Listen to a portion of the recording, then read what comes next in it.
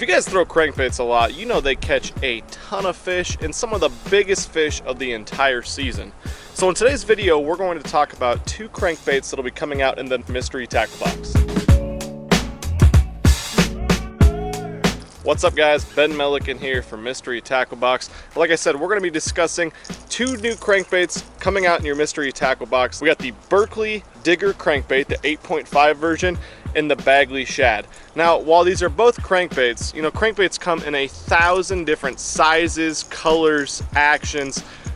There's so much versatility in between all different types of baits, and these are no different. These are 2 completely different styles of crankbait. So in today's video, I'm going to discuss where I like to throw these, the different types of conditions I throw them under, and of course the equipment I throw them on as well. So where do you want to throw this Bagley Shad crankbait? Well, to me, that's definitely going to be anywhere where there's flatter bottom contours or a lot slower sloping tapering point or type of bank. The reason for that is it's going to be coming through the water a lot more horizontally. It's not going to be a bait that digs down into the bottom of the lake.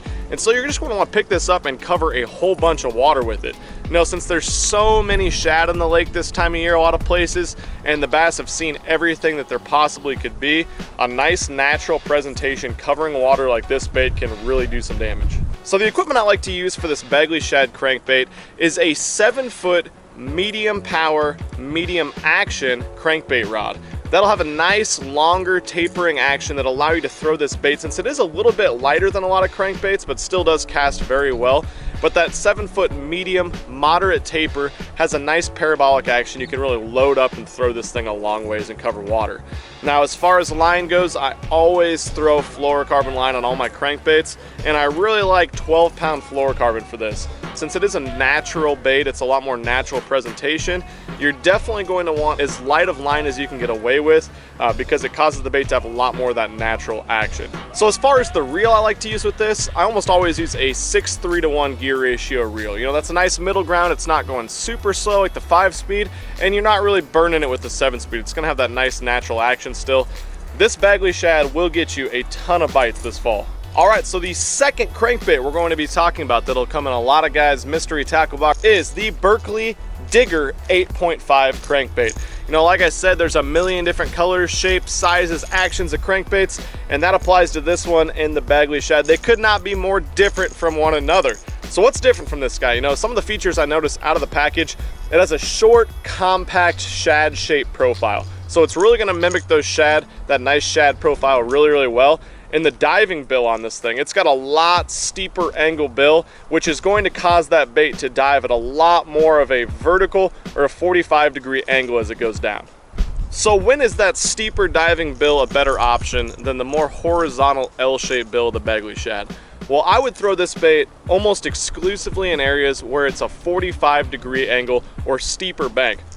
Anytime there's a steeper angle bank, it's really going to allow this bait to dive down extremely quickly and dig down into those rocks.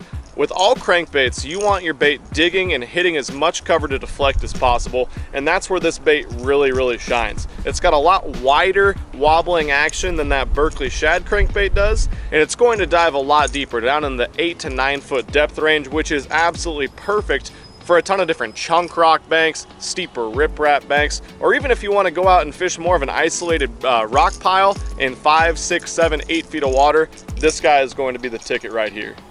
You know, not only is it a super natural shad shape profile, also comes with really high quality hooks and this awesome paint scheme. It's kind of hard to see up close, but it's got some really nice pearlescent, super natural color paint schemes. So the equipment I like to throw this guy on is going to be a little bit beefier equipment than the Bagley Shad. I'll bump it up to a 7'2" to 7'6" medium heavy moderate action crankbait rod. The reason for the heavier action rod is this guy's a heavier bait. You can really load that rod up with this bait and throw it a really long ways to cover water, and you're just gonna flat out have this thing digging down, and it's gonna be in all sorts of different types of cover. You're gonna wanna beef that rod up a little bit more. Same goes for the line. You know, I threw that 12-pound fluorocarbon on the Bagley Shad. This guy, I'm gonna throw it from 12 all the way up to 17-pound line, depending on how heavy the cover is I'm fishing this guy on, and really get it down to bang on those rocks. As far as reel speed, once again, I really like that 6:3:1 gear ratio reel. Not too fast, not too slow, it's a nice middle ground. Well, that's all I got for you guys today. Get out there this fall. I know it's getting cold, but this is some of the best fishing of the year. Throw this guy around some of the more horizontal, flatter cover, and throw this Berkley digger. Anytime you got a steeper 45-degree angle bank, chunk rock, rock pile, stuff like that, and I can about guarantee you're gonna catch some more fish. Thanks a ton for watching, guys.